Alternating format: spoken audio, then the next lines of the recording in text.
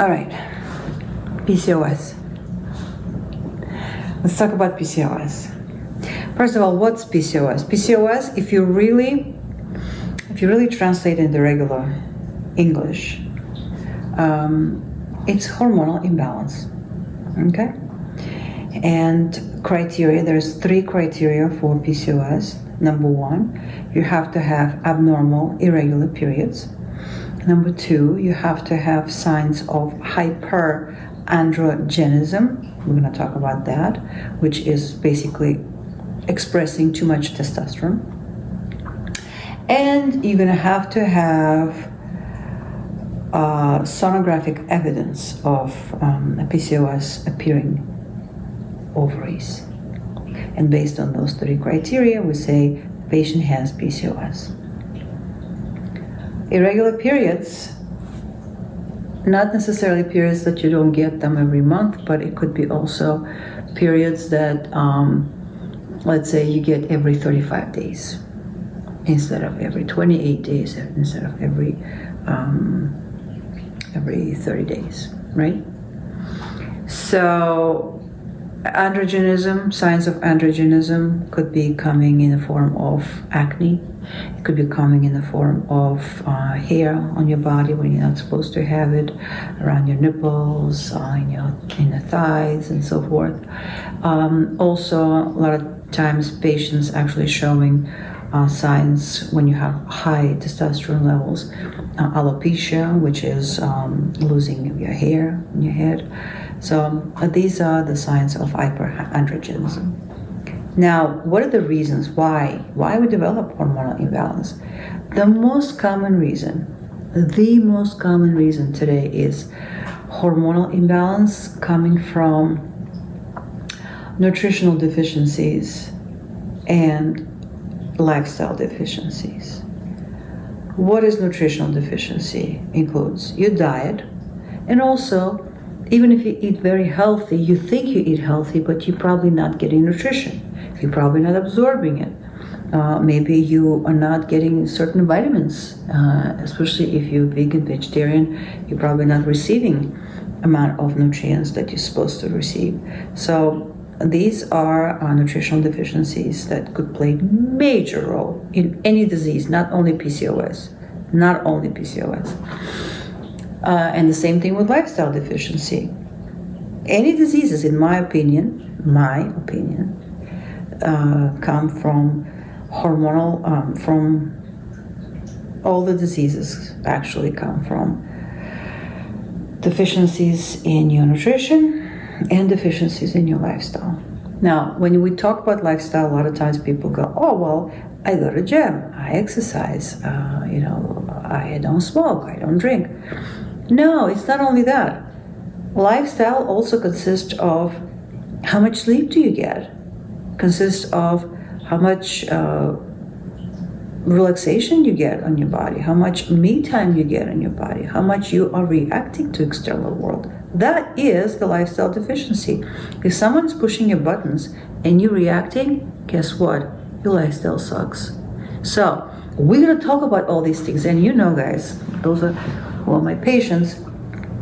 All we do is talk about that. How to make your buttons unpushable, how to feed your body with beautiful goodness that nature brings us in terms of food, in form of food and supplementation. So we're going to talk about all these things. Now, how we diagnose our patients. When patients come to my office, of course, number 1, I talk to them and I get as much history as possible.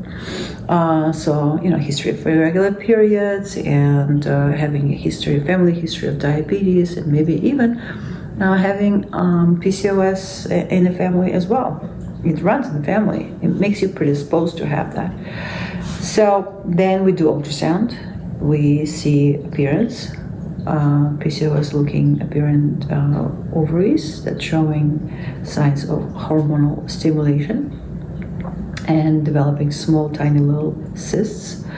And then I order blood work, which consists of the big panel of hormonal, nutritional, and other parameters.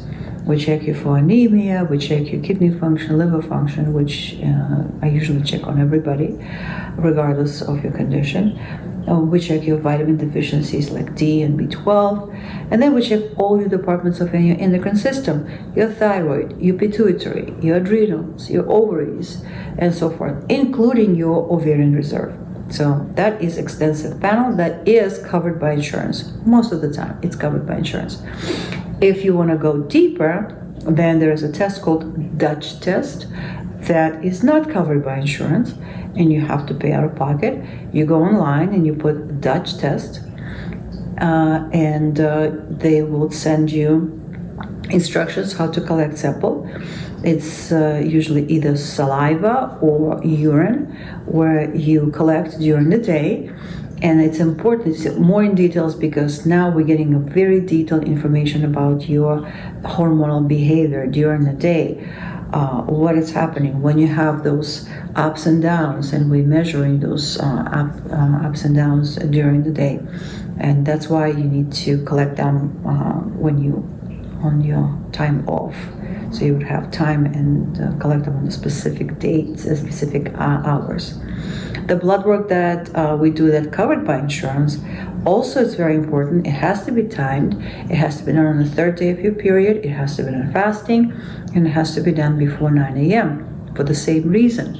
We are checking hormones at a certain time. If I randomly just pull your blood, it's not going to give me that much information. So hormones fluctuate. They fluctuate, and that's why it's important to take them in a certain day of the cycle and a certain hour of the day and so forth. Okay, then once we do the blood work, then you come to me and we're going to sit down. We usually sit down and we go over the results and then point out what's missing and correct them. So majority of times we find that a lot of people just deficient in vitamins. It's a majority of people walking today on the planet Earth are healthy people, and they just missing certain nutritional components, and we fulfill them. And most of the time, once you fulfill those deficiencies, once you put patients on vitamin D, B12, and other vitamins that I recommend in my office, they improve. They dramatically improve. And another thing that also improves dramatically, your mental state, your mental health, because again, there's a big, huge correlation between your emotional status and your hormonal balance.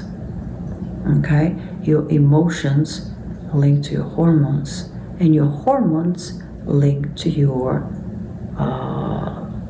internal organs and create physical response. So over the course of all these videos, we're going to be talking not only what kind of vitamins to take, but what kind of activities we have to take and incorporate in our day-to-day life to balance our cortisol levels, to balance our hormones like thyroid and so forth. It will be a lot of material. Stay tuned. So now, speaking of the treatment for PCOS, a lot of times when you go to traditional, regular Western medicine doctor, they check you with PCOS, and the treatment would be usually putting you on birth control pills, metformin. So these are very, very typical routes. Spironolactone if you have any androgenic hyperactivities like acne, or if you have hair problems. So this is traditional mainstream protocols. In my office is a little different. You do get that option if you want to go with that route. I'm not going to hold back. I'm going to give it to you. We discuss, and once we discuss that, once you decide to go with non-traditional route, say you want to try something that is not mainstream medical, then we could talk about other alternative medicine routes, such as vitamins, herbs, acupuncture, acupressure, shockwave therapy, EE system, cryotherapy, and so forth. And most of those modalities are available in my office, and you could use them. We also can talk about IV therapy that we create specifically for you when you receive specific cocktails. And then depends on your needs, we could add certain vitamins and minerals. And these are more natural things, and they're not only going to help with your hormones. The goal is to balance the whole entire being, including your mental state as well. So these are the modalities, and these are the options that we now have in our office. And all these protocols that I developed coming from years and years of not just research, but years and years of experiencing myself problems and experimenting on myself, and then offering it to our patients and seeing results on my patients. So it's experiential, and based on my experience, I came up with all these protocols, and so far it's been success. So why don't you, if you have any questions, if you do have any questions, feel free to connect, make an appointment, let's talk about them. We have them. If you're not my patient, well, you can always reach out. I have 2 locations now. I have location in Florida, and I have location in New York. So you could just go on my website and see which one is more suitable for you. Pick it. And we'll talk to you then. Thanks for listening. Bye.